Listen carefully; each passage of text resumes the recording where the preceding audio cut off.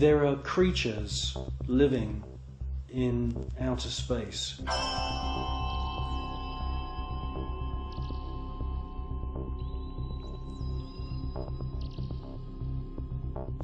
And I'm the first one to realise how crazy that sounds. Scientists would immediately say, well, that's impossible.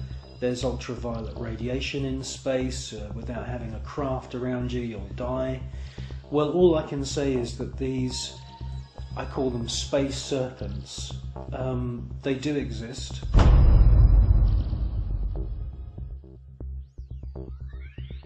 They've been filmed by Story Musgrave, who's a senior space shuttle commander. He's been with NASA for 30 years. He's seen one of these space serpents on 2 occasions. He's filmed it on 1 occasion.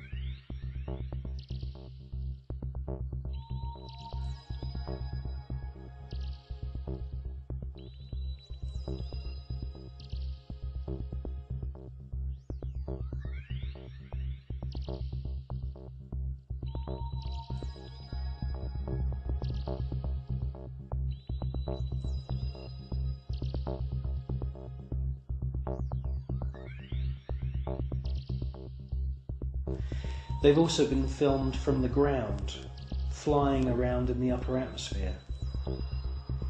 Now, quite frankly, we don't know anything about the life cycle of these creatures, but they do fit in with the descriptions of other kinds of critters, other strange looking creatures that astronauts from the very early days of NASA have reported.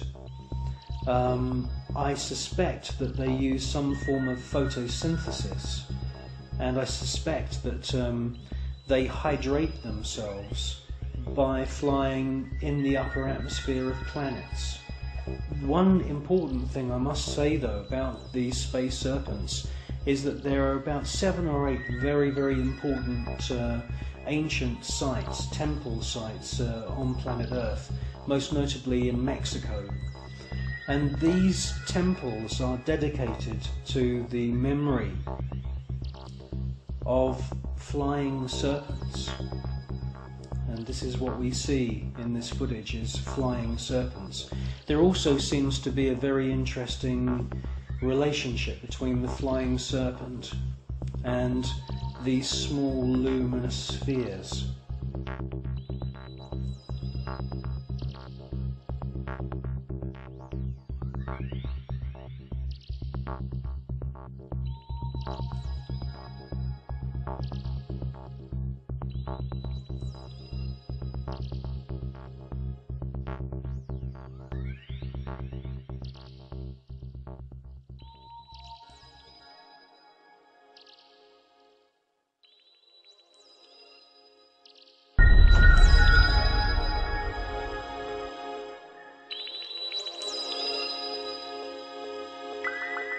Control Houston, we are using the payload bay cameras right now to hopefully catch a glimpse of the Russian space station Mir as it performs an on-orbit burn. Though it will be difficult to pick Mir out from the stars as they pass behind us, the payload bay cameras are positioned such that they're looking straight back behind the orbiter, where the Mir is flying at about 850 nautical miles behind us. Well, obviously this is a massive faux pas that this piece of footage was accidentally broadcast. The person who's passed me this piece of footage is now dead. The footage that we see, mostly of UFOs, has been filmed with image intensifying equipment.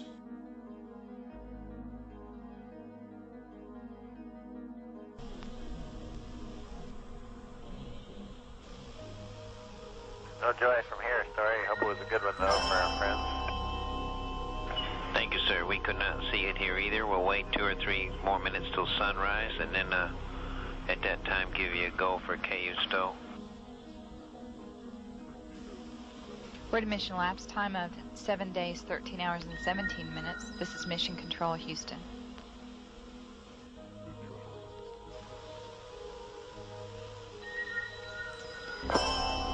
The Mir space station is now visible on the far left-hand side of the screen, about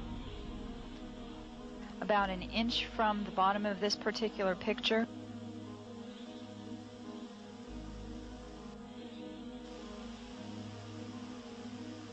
Okay, the Mir space station is the small flashing light in the center, about an inch from Camera Charlie on a monitor. the left-hand side of the screen. It's slowly...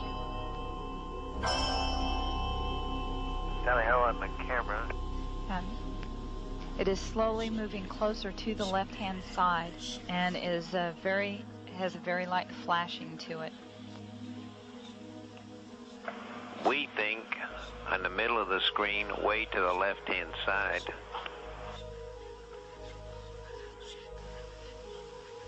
We think you can see a flashing light just a little bit to the left of the center of the screen, very faint.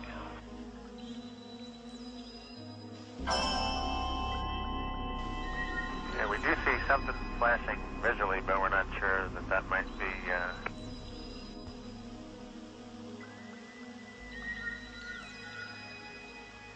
This is Mission Control, Houston. Once again, we believe we were just able to spot the Mir spacecraft as it flies about at 850 nautical miles behind us.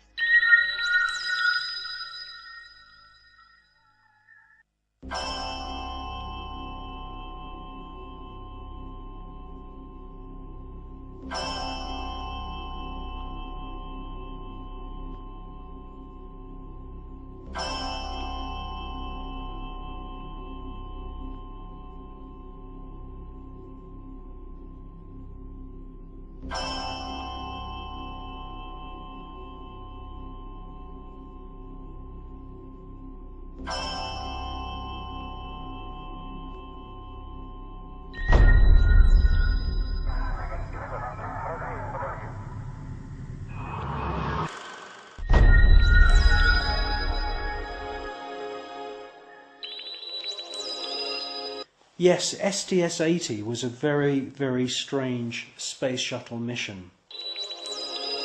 What we see is a lot of activity. It can't all be put down to natural phenomena. James Oberg at NASA and all the other pundits at NASA would love you to believe that these are all ice crystals and space junk and debris. Quite frankly, if there was that amount of debris, that sheer number of shooting stars flying around in close proximity to the space shuttle and the Mir space station, it would be not safe to put craft up into space. A piece of rock just a few millimeters across, travelling in the opposite direction of the space shuttle, would rip through the entire structure of the space shuttle and cause a fatal accident.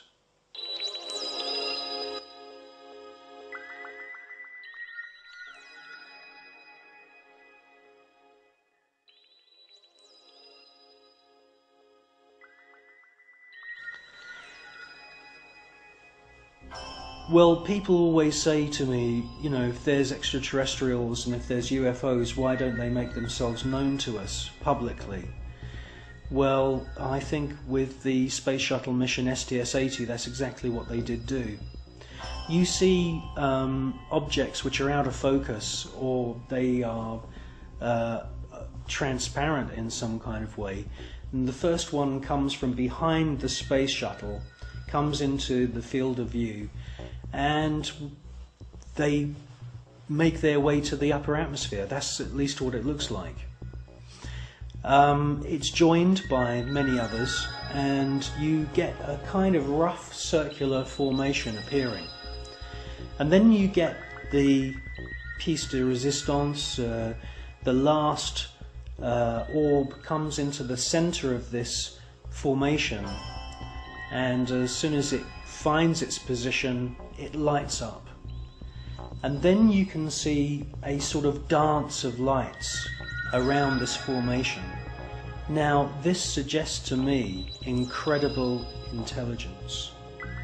It suggests to me that they are saying, look at us, look how clever we are.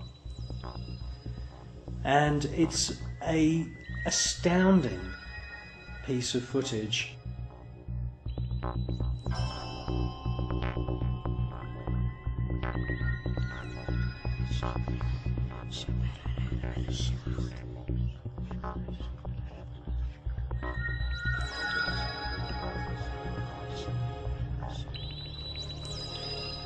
These extraterrestrial craft are attracted to thunderstorms, and many times we see lightning on the surface of the planet or in the atmosphere of planet Earth. And as soon as these electric storms start, the UFOs swarm into the area. It's almost as if they're harvesting the electromagnetic energy within the atmosphere. And in actual fact, there are unseen forces in the atmosphere, etheric flows of what the German scientist Wilhelm Reich described as orgone energy. And it could be possible that these UFOs are sucking energy from these electric thunderstorms on planet Earth, and this is where they're getting their energy from. You should concentrate on the first object that appears, and you will see that it holds its position. Many TV stations have actually broadcast this STS-80 footage, but they only show you the few seconds of the large glowing orb coming from the lower atmosphere.